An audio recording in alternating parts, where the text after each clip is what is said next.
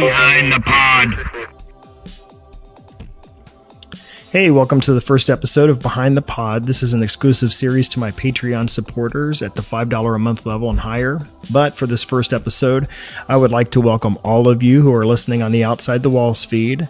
I would also encourage you to check out my Patreon page at patreon.com/Brandon Andrus, and there you'll find additional content, extra content, premium content, with benefits starting at $1 a month and higher. So the big question is, why am I doing this behind the pod?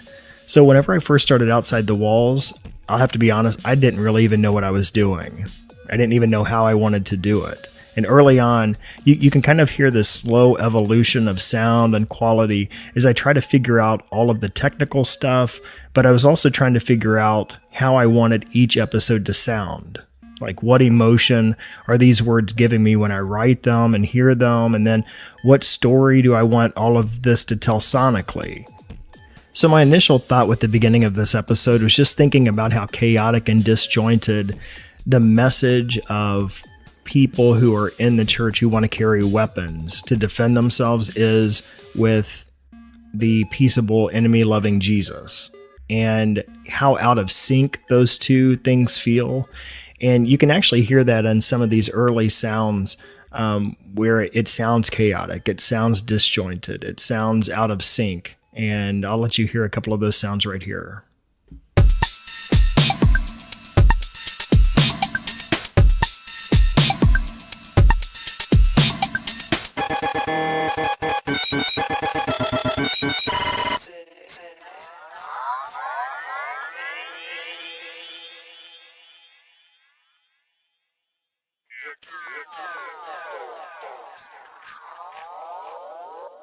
One of the more funny effects at the beginning is the Peking opera vocal that I put in, and I did it as kind of a little bit of a mocking of the voices that we hear at the beginning, but it's just kind of subtle in the background, but kind of adds a little humor to it.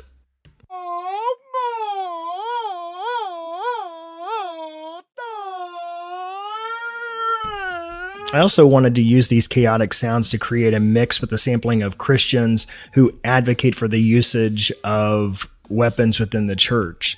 And so this kind of sets the early tone in the episode, again, for how disjointed and out of sync and chaotic this entire message is. As the mix cycles through a few times, you can actually begin to hear this beautiful choral sample that begins to kind of wash over the message of guns in church. And that was very intentional. You know, you have this chaotic, disjointed, out of sync sound and message, these voices who seem out of sync with the peaceable, enemy-loving Jesus. And then all of a sudden there's kind of this holiness, this beautiful holiness that's kind of washing over it and silencing it. So you can hear that here. To be our brother's protector is just another tool. It seems like the one place in America you'd think you'd be safe. A good idea, guns in church? Great idea. The Bible tells us to be our brother's protector is just another tool. It seems like the one place in America you'd think you'd be safe. A church. But sadly, that isn't always true. Violent attacks and even deaths on church property occur far more often than people realize. The good news, you can protect yourself. What are you going to do? Are you going to give church members AK-47s at the door to let them blow away those intruders?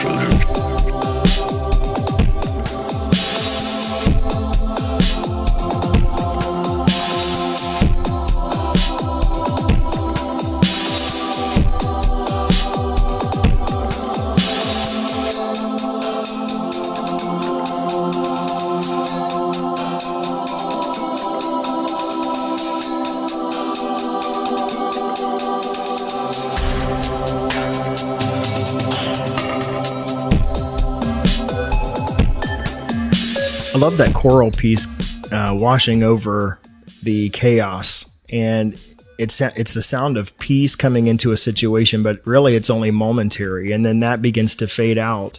And again, we begin to hear this disjointed series of bleeps and bloops, and if you listen, there's sounds of clanging and banging and like a guitar pick running over guitar strings making this kind of chaotic sound. And it's just the sounds of something not being right. So there's this abrupt point in the mix when Greg says that a Christian should be willing to die to demonstrate God's love.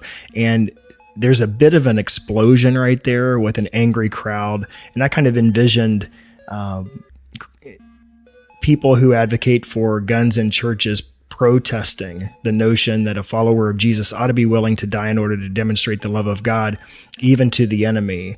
And one of the funny things in that kind of explosive moment when people are upset is you'll hear the word a few times during that. And that is from Greg. Greg Boyd. I took one of his while he was talking and added that to the mix. So it's kind of something funny there that nobody knows about. You can hear it here.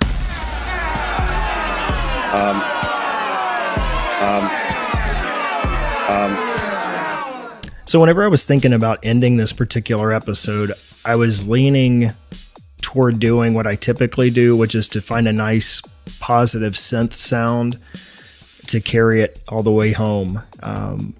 But with this first episode of the second season, I didn't really want to be so formulaic like I had been the previous season. So what I decided to do is use the exact same sounds that you hear at the beginning. So if you go back and listen to the very beginning of the episode and the end of it, they are almost identical. But what I decided to do is use this idea of redeeming what we heard at the beginning, if you will, with our Jesus-centered words. So it's completely opposite of what we hear at the beginning from a words perspective, but it's the same sound. So I kind of envisioned where we would hear these chaotic, disjointed, out of sync sounds, but then we would have these words that are actually starting to redeem what we heard at the beginning. And so in essence, we're going to go back into the chaos and the discord and begin bringing peace and holiness, going back into the chaos and discord being created in the churches by arming themselves, and then bringing the enemy-loving, peaceable Jesus into it. And to me, this was a really beautiful ending. Instead of just ending on a high note with positive words about redeeming the whole thing, you have this heavenly choir which tried to break in early, but was drowned out in the chaos, but now coming back and overwhelming the chaos. And you have these beautiful redeeming words about what it looks like to be enemy loving, what it looks like to be peaceable and nonviolent, just like Jesus. So here's what it sounds like at the end.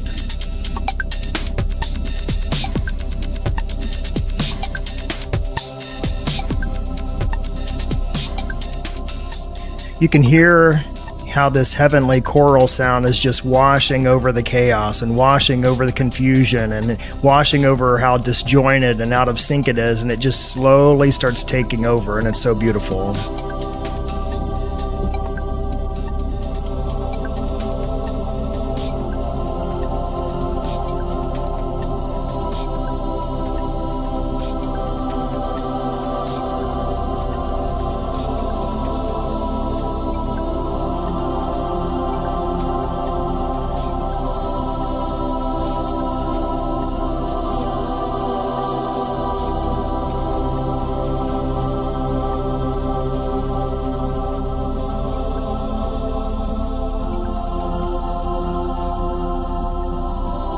So I hope you enjoyed this Behind the Pod episode. I have to tell you that the next two Behind the Pods are really completely mind-blowing. Actually, they're probably two of my favorite episodes from a production standpoint. There's just so much going on and so much that I'm telling with the music and the edit and the production and the mix of it. So again, to get them when they drop, make sure you check out the patreon.com/Brandon Andrus page and become a $5 a month or more supporter. And until next time, this has been Behind the Pod.